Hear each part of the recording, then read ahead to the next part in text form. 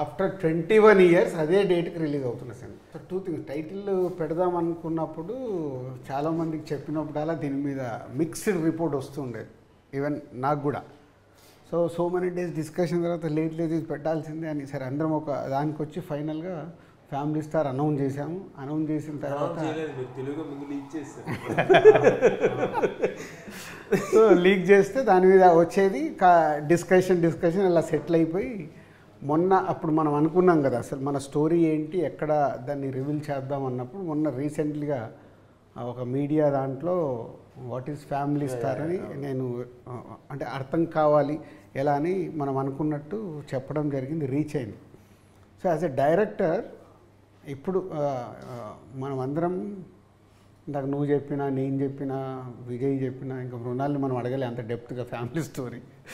So అందరం కష్టపడి పైకి వస్తూ మనతో పాటు మన ఫ్యామిలీస్ ఈరోజు సొసైటీలో ఒక అంటే ఉన్నతమైన పొజిషన్లో ఉండేలాగా విలువలతో కూడి సెట్ అయింది.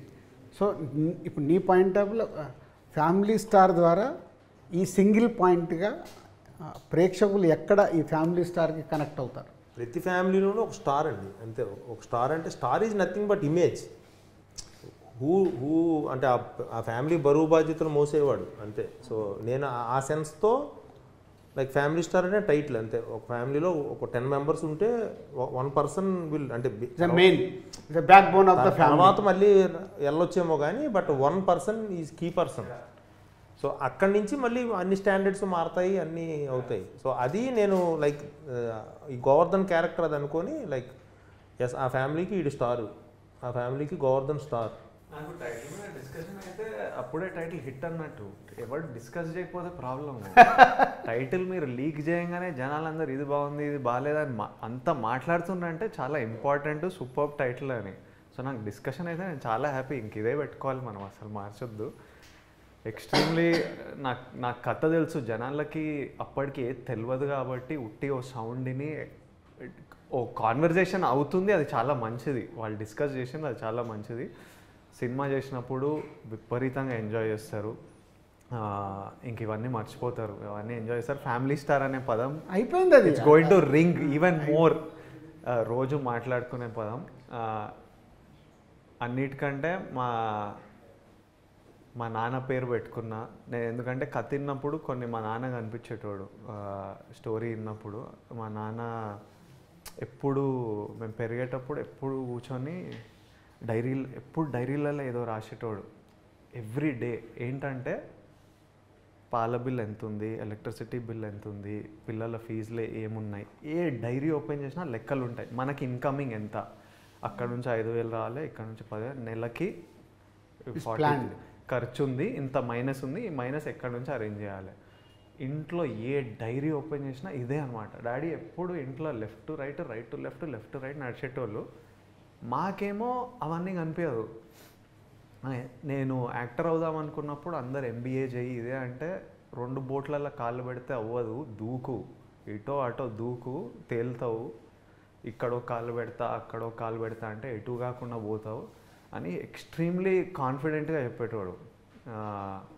అందుకే నేను మీసాలు కూడా ఇట్లా పెట్టినా. మా డాడీకి ఎప్పుడు మీసాలు ఉంటాయి అన్నమాట, చిన్నప్పటి నుంచి ఒక థిక్ ఎప్పుడు మీసం ఉంటుంది. సో నేను ఈ కథని క్యారెక్టర్ చేసేటప్పుడు నాకు ఇట్లాంటి మీసం, నేను అందుకే షూట్ కొంచెం డిలే, ముందు థిన్ మీసం ఉండే, ఆ డిలే చేద్దాం కొంచెం థిక్ కావాలి మీసం అని. అండ్ మా డాడీ కాన్ఫిడెన్స్ వల్ల, మా డాడీ అగ్రెషన్ వల్ల మాకు భయాలు లేకుండా ధైర్యం చేసి దూకేసినాం, చూద్దాం ఏమవుతుందో అని. మా డాడీ అనేటోడు కొడితే కుంభస్థలం కొట్టాలరా. మా చాలా స్టోరీలు, అసలు స్టోరీలు చెప్పుకుంటూ పోతే అసలు మేము సరునార్లు ఉండేటోళ్ళం. సరునార్లు ఉంటే మా పెద్దమ్మ వాళ్ళ ఇంట్లో ఉండేటోళ్ళం రెంట్కి. ముందు ప్లాట్లు ఏవో అప్పుడు అమ్ముతున్నారు, బిగ్ ప్లాట్ ఫర్ 30,000 ఎంతో వచ్చేది అప్పుడు. మా మమ్మీ అందరు కొంటున్నారు అక్కడ, కొన్నా అంటే మా డాడీ ఇక్కడేముండా జూబ్లీహిల్స్లో ఉంటా, ఈ ప్లాట్కే డబ్బులు లేవు, మళ్ళీ ఈ ప్లాట్ డబ్బులు లేవు, ఇక్కడేముంటా జూబ్లీహిల్స్లోనే ఉంటా, జూబ్లీహిల్స్లో ఉంటా ఇల్లు అని. పెరుగుతూ కొద్దీ ఆ ప్లాట్లన్నీ లక్షలు అయ్యి మా మమ్మీ తిట్టేది.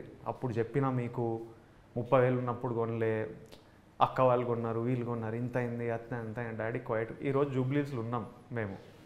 ఇప్పుడు మా ఆయన చెప్పిన జూబ్లీస్ సో గుడ్ సో ఇట్లా స్టోరీలు చెప్పుకుంటూ పోతే మన సినిమా చూస్తే అందరికీ ఇట్లా చాలా స్టోరీలు కనెక్ట్ అవుతాయి. చాలా గోవర్ధన్ గారు కూర్చొని మంత్లీ లెక్కలేసి అబ్బా ఈ మంత్ దాటిపోతాం, ఈ మంత్ ఎంతున్నా కాన్ఫిడెన్సు, అగ్రెషన్, స్వాగ్.